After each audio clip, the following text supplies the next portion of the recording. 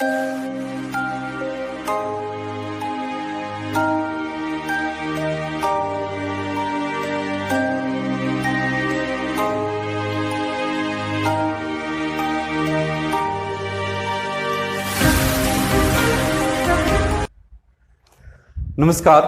SKG online classes में आपका स्वागत है। आज हम कक्षा 12 का जो लेसन नंबर 1 है, साझेदारी का सामान्य परिचय, तो उसमें से हम आज का जो प्रकरण पढ़ेंगे, साझेदारों के मध्य लाभों का बंटवारा। तो साझेदारों के मध्य लाभों का बंटवारा करने के लिए जो हमारा P&L का डेबिट शेष है या क्रेडिट शेष है, उसको विभाजित या उसका बंटवारा करने के लिए हम लाभ हानि नियोजन खाता बनाते हैं, यानी profit and loss appropriation account तैयार करते हैं। यानी हमारे जो लाभ हानि खाते का जो प्रॉफिट होता है या जो लॉस होता है, उसको साझेदारों में बांटने के लिए ही लाभ हानि नियोजन खाता तैयार किया जाता है। यह एक नाम मात्र का खाता है, नॉमिनल अकाउंट है, जो लाभ हानि खाते का ही विस्तार है। इस खाते के क्रेडिट पक्ष में P&L का जो प्रॉफिट है वो यहां पर लिखा जाता है।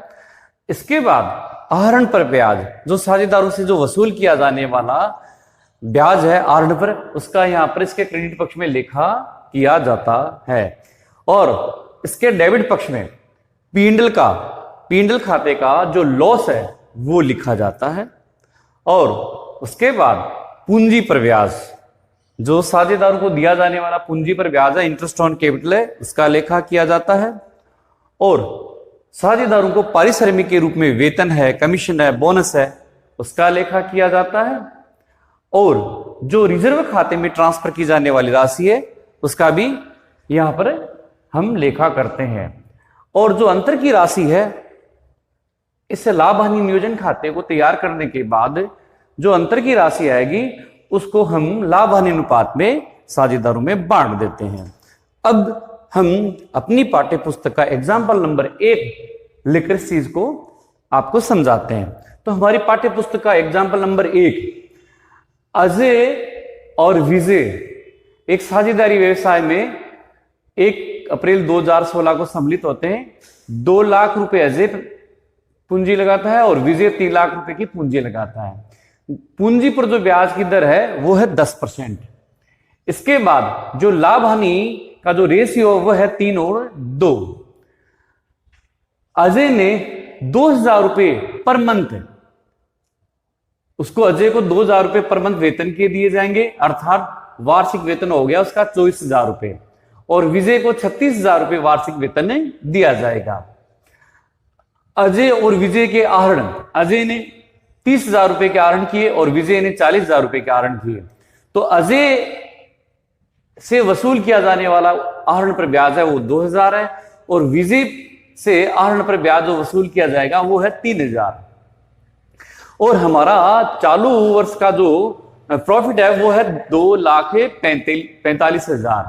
जो लाभ हानि खाते का प्रॉफिट दिया हुआ है 2,45,000, वो हम अपने लाभ हानि नियोजन खाते के CR पक्ष में हम लिखते हैं। तो यहां लिखेंगे bye P&L account as given, जो हमें पहले से दिया हुआ है हमारे क्वेश्चन में, वो है 2,45,000 रुपए। 2,45,000 रुपए। इसके बाद में आपको बताया था, इस साइड में आहरण पर ब्याज का लेखा किया जाता है। तो हमारे आहरण है 30,000 और 40,000, दर दी हुई नहीं है, लेकिन आहरण पर ब्याज की राशि हमें दी हुई है। तो साझेदारों से वसूल किया जाने वाला ब्याज है बाय इंटरेस्ट ऑन ड्रॉइंग्स। तो अजय से 2,000 रुपए और विजय से 3,000 रुपए। तो आहरण पर जो ब्याज की राशि साझेदारों से वसूल की जानी है वो है 5,000। इसके बाद इसके डेबिट पक्ष में P&L का लॉस लिखा जाता है, लेकिन हमारे यहां प्रॉफिट दिया हुआ है। इसके बाद पूंजी पर ब्याज, पूंजी पर ब्याज। तो हमारी अजय ने 2 लाख रुपए लगाए और विजय ने 3 लाख लगाए, जिस पर ब्याज की दर 10% दी हुई है। तो 2 लाख का 10% 20,000 और विजय का 3 लाख का 10% 30,000। तो पूंजी पर ब्याज का हम लेखा करते हैं। तो to interest on capital Ajay और विजय। अजय 2 लाख का 10% 20,000 और विजय ने पूंजी लगाई है 3 लाख। 3 लाख का 10% हो गया 30,000। तो पूंजी पर ब्याज की राशि है 50,000 रुपए। अब आगे इसमें लिखा हुआ है कि अजय को 2,000 रुपए पर मंथ सैलरी के दिए जाएंगे और विजय को 36,000 रुपए वार्षिक वेतन दिया जाएगा। तो टू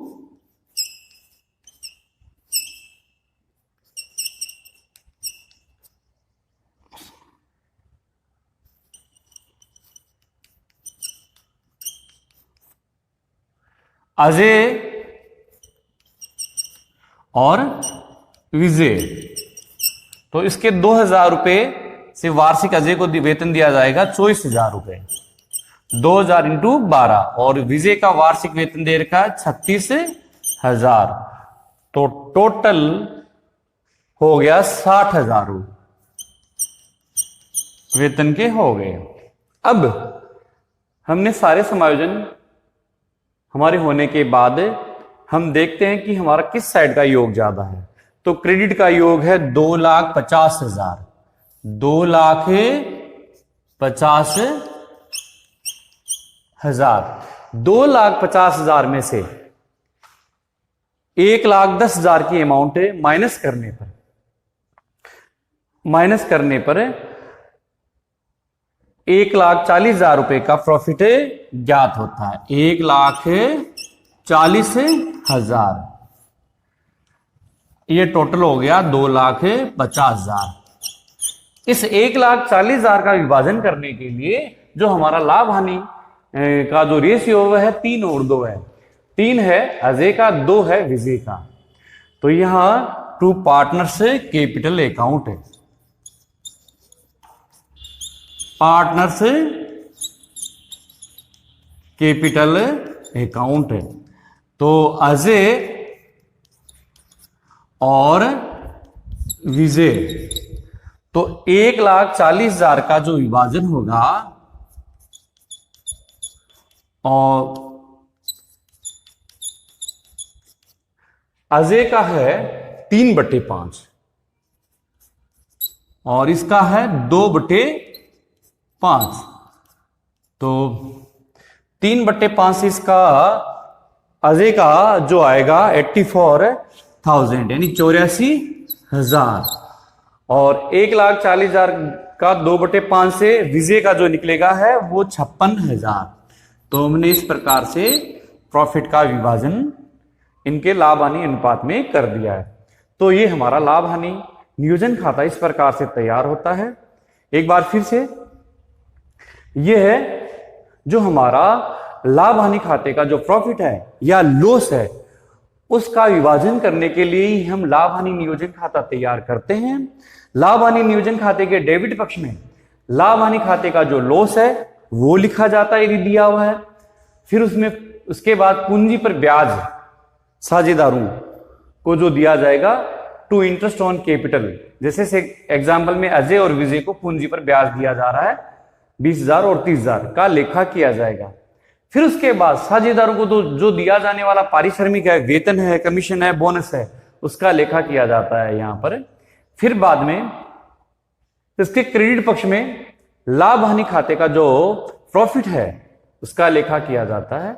उसके बाद जो साझेदारों ने आहरण किए तो आहरण पर जो ब्याज वसूल किया जाएगा फर्म द्वारा उसका भी हम लेखा इसके क्रेडिट पक्ष में करते हैं लाभ हानि नियोजन खाते के। अजय और विजय, जैसे इसमें दे रखा अजय से 2,000 रुपए वसूल किए और विजय से 3,000, तो टोटल आहरण पर ब्याज हमने 5,000 रुपए वसूल किया है।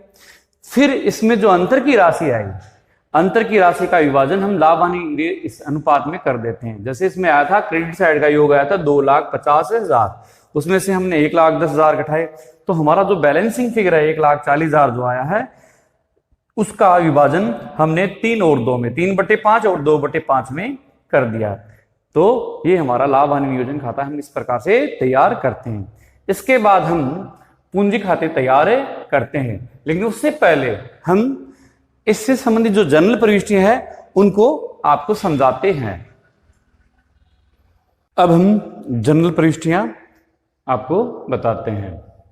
सबसे पहले पूंजी पर ब्याज देय होने पर, पूंजी पर जो ब्याज लगाया जाता है उसके संबंध में हम जर्नल बनाते हैं interest on capital account DR to partners capital account. यानी पूंजी पर जब ब्याज लगाया जाता है तब ये प्रविष्टि आपको करनी है। फिर जो हम पूंजी पर ब्याज देय होने पर, ड्यू होने पर, उसके बाद इस ब्याज को लाभ हानि खाते में ट्रांसफर करने की, यानी हस्तांतरित करने की प्रविष्टि हमें करनी है profit and loss appropriation account DR to interest on capital. तो पहले तो पूंजी पर ब्याज लगाने की, फिर उस ब्याज को लाभ हानि नियोजन खाते में स्थानांतरित करने की आपको ये प्रविष्टि करनी है, जो हमने अभी थोड़ी देर पहले पूर्व में लाभ हानि नियोजन खाता तैयार किया था। तो उसमें ये की हुई थी profit and loss appropriation account DR to interest on capital account. उसके बाद आहरण पर ब्याज जब लगाया जाता है तब प्रविष्टि हमें ये करनी है partners capital account DR to interest on drawings account है। यानी जब हम आहरण पर ब्याज लगाते हैं तब हमें ये प्रविष्टि करनी है partners capital account DR to interest on drawing से। फिर इस आहरण पर जो ब्याज है इसको लाभ हानि नियोजन खाते में स्थानांतरित यानी ट्रांसफर करने पर प्रविष्टि बनेगी।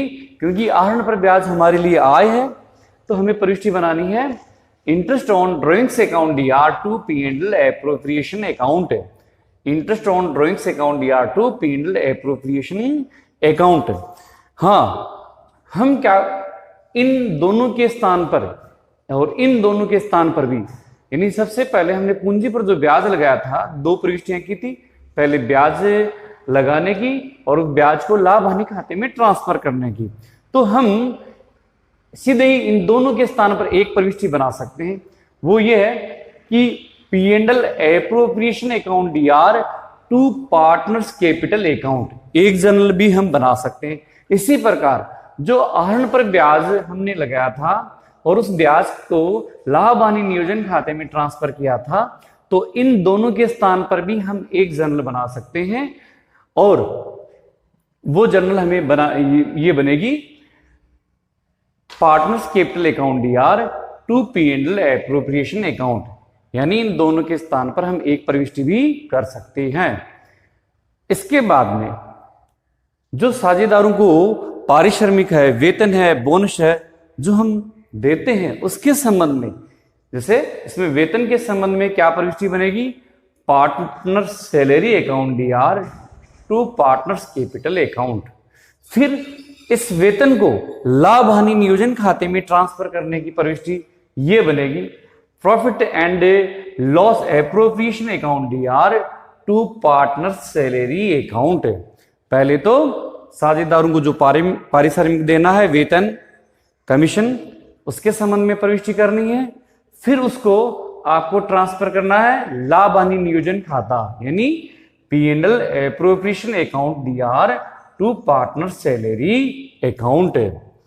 इसके बाद हम लाभ हानि खाते से रिजर्व खाते में पैसा या रुपया स्थानांतरित करते हैं, ट्रांसफर करते हैं। उसके संबंध में भी हमें एक प्रविष्टि और बनानी है, वो ये बनेगी संचय यानी रिजर्व खाते में स्थानांतरण करने पर ये हम प्रविष्टि बनाएंगे P&L appropriation account DR to reserve account या रिजर्व फंड। तो यहां पर भी हम लाभ हानि नियोजन खाते से पैसा या ट्रांसफर करेंगे रिजर्व खाते में, एक प्रविष्टि ये बनानी है। इसके बाद अभी हमने पूर्व में लाभ हानि नियोजन खाते का जो हम प्रॉफिट निकाला था, शुद्ध प्रॉफिट निकाला था, उसके संबंध में हमें शुद्ध लाभ हानि का जो बंटवारा करने पर हमें पूर्व एग्जाम्पल में हमें प्रॉफिट हुआ था, तब हमने प्रविष्टि ये बनाई थी की थी उस अकाउंट में profit and loss appropriation account DR to partners capital account.